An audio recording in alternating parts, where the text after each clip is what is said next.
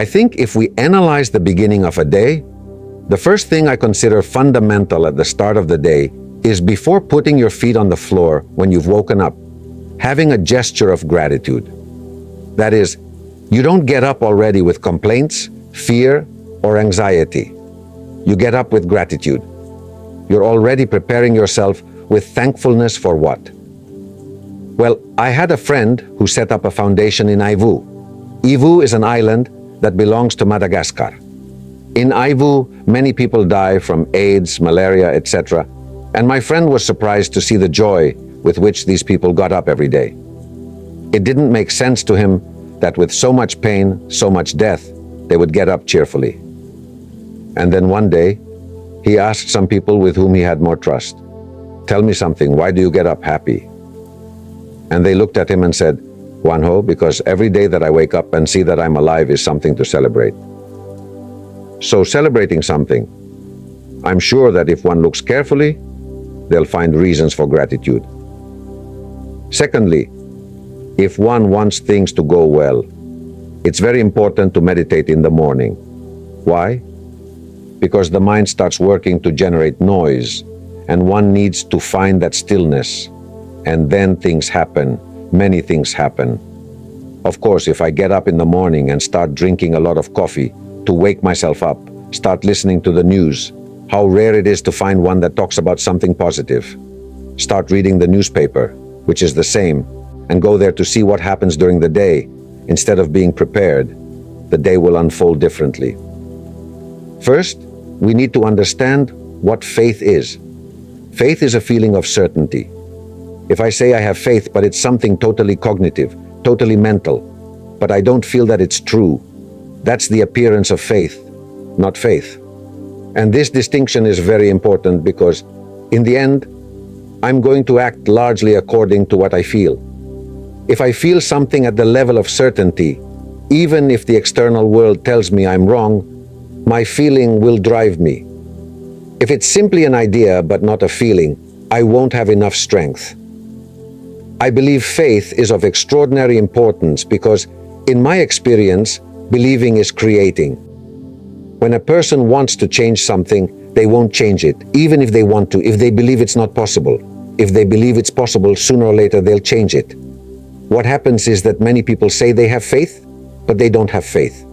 Jesus spoke about how if we had faith the size of a mustard seed, I once held a mustard seed in the palm of my hand, and it's a tiny thing, we would be able to move mountains.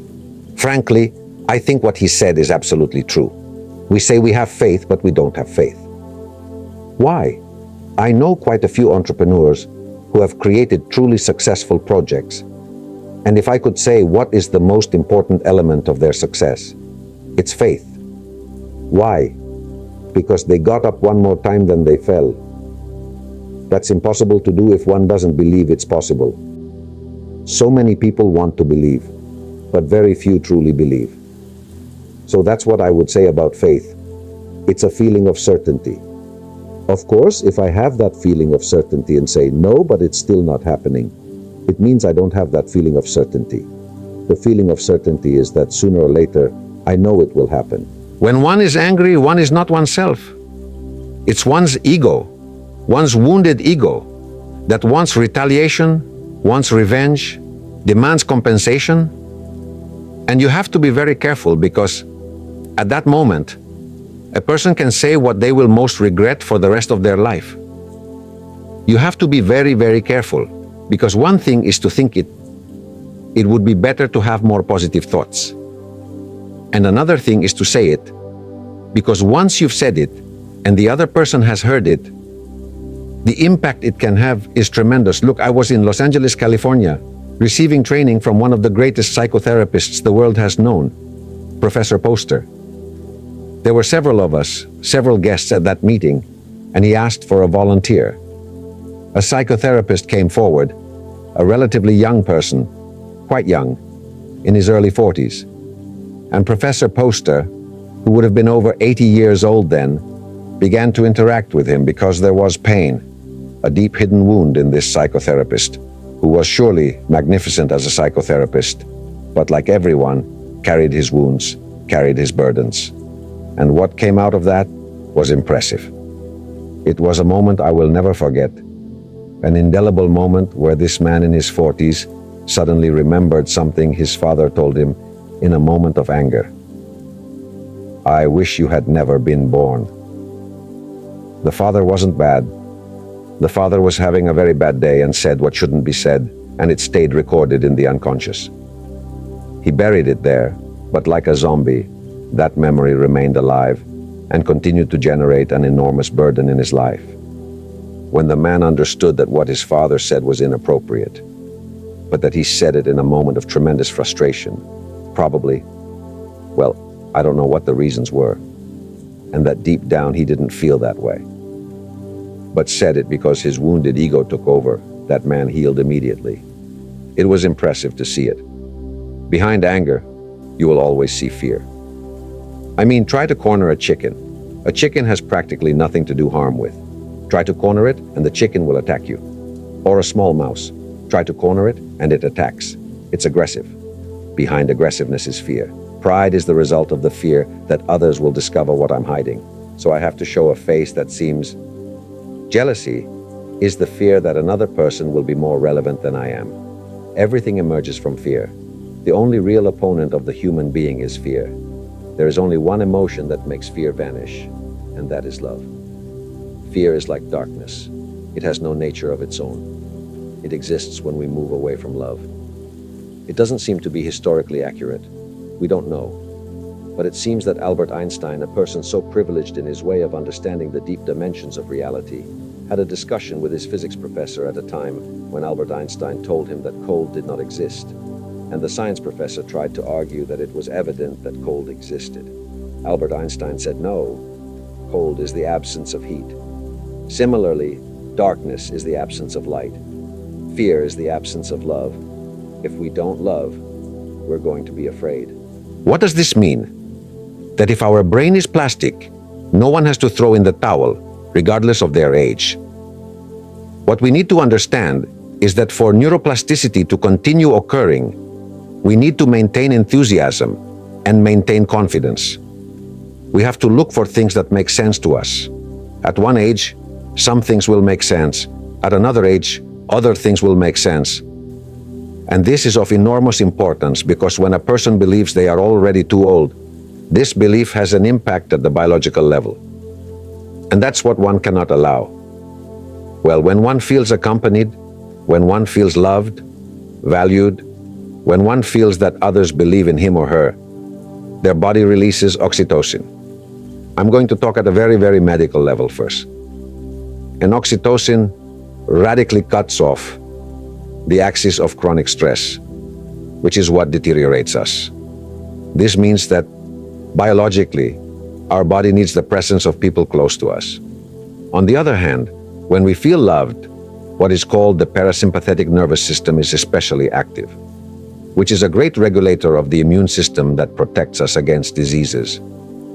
It is known, for example, that people who have had cerebral infarctions and who are surrounded by people who love them have many fewer infections in that infarct, in that dead tissue, than if they did not have close people. So friendship is a fundamental value because it reduces our fear. Friendship is a fundamental factor because it reduces our loneliness. Friendship is a fundamental factor because it makes us feel accompanied in the face of challenges. Friendship is a fundamental factor because we are beings of encounter, because we enormously need each other. So friendship, as it is often said, is a treasure. Whoever has a true friend has a treasure. The thing is, of course, the friendship we're talking about is a generous friendship. It's not a friendship of I give if you give. It's a friendship of detachment, detached. I give simply because you matter to me. Hopefully you'll give back, but if you don't give back, I'm not going to stop giving because of that. And that friendship is of extraordinary importance. One thing is to have a friend, a close person, a family member, and another thing is to feel that there's nothing and no one interested in you.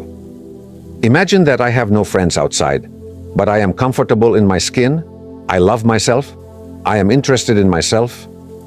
Then I can have an experience of serenity, peace, joy.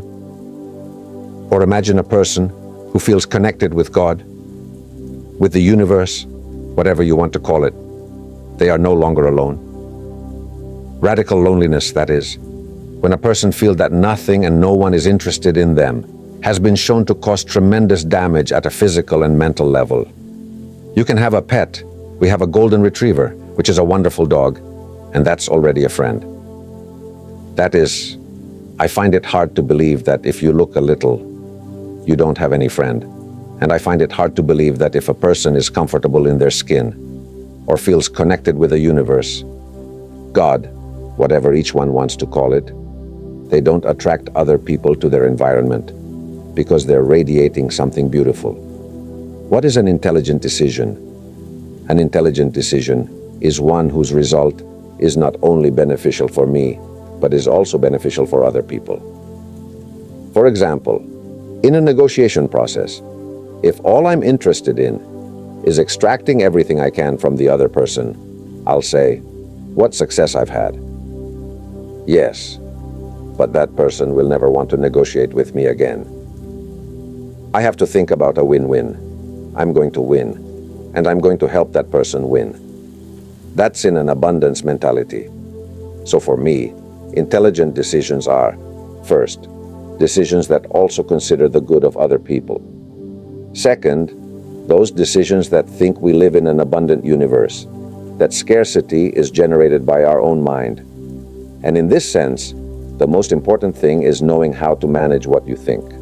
Why what you think? Because what you think becomes what you feel. What you feel becomes what starts to happen in your body and even in your brain, and directly affects your perception of reality. For example, I was once invited to listen to a gentleman who was going to talk about negotiation. And as soon as he said the first words, I said, I would never want to negotiate with this person. Because he said, I want to explain to you what a negotiation is. It's like entering a battlefield. I thought, if you enter a battlefield, you're already seeing the other person as an enemy. I'm not interested in a negotiation seeing the other person as an enemy, but as a collaborator. So the first thing we have to understand is that what I think becomes what I feel and what I see. If I think I'm entering a battlefield, I'm feeling threatened. And who feels threatened? What do? They counterattack. Try to threaten a chicken, a simple chicken. How rare it is that it doesn't try to peck or scratch you, whatever. So, of course, first, you think it's a military conflict, that negotiation. You feel in danger, you counterattack. And how do you see the other person? You see them directly as an enemy. And since perception is not a reflection of reality, but a creation of the mind itself, effectively, in the end, you may have won. But that person feels that for you, they didn't count. So it doesn't seem like an intelligent decision to me. Therefore, to make intelligent decisions, the most important thing from my point of view is to set aside your ego, which is not easy. Think about abundance. Think that the other person really has legitimate interests. And if you are able to listen to them, you can reach a kind of consensus and find a common good for both. So in the end, for me, making an intelligent decision is the result of having a deep look, of seeing beyond what appears on the surface. And this is very interesting because, look, I talk a lot about the brain. I've been talking about the brain for 30 years, among other things, because I spent 2 years at a neuroscience institute, and today I work in neuroscience research, and we publish topics. It's very interesting because that amygdala I was talking about earlier, which reacts to fear, has a very, very important connection with the anterior region of the brain, what is called the executive brain, the cortex of the brain. If we opened it, it would be the size of a large napkin. Most of that napkin, metaphorically speaking, are areas of association. That is, they collect a lot of information, combine it with previous experience, memories, emotions, etc. And with that, bam, they construct reality. What happens is that the limbic brain, the emotional brain, of which the amygdala is an essential part, has great control over the executive brain. So if I feel in danger because I believe I'm in a conflict, I perceive that. Exactly. So at that moment, there begins to be a change, but automatically a change in the blood circulation of the brain.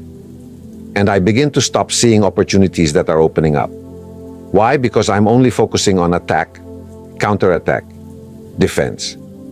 Whereas if I go much more calmly, convinced no one can go secure practically anywhere, convinced that we can find between the two of us a solution favorable to both, the amygdala relaxes, the anterior region of the brain begins to capture information, and we become more creative, more entrepreneurial, people capable of listening better and understanding more. What I don't agree with is any action that seeks to profit from confrontation.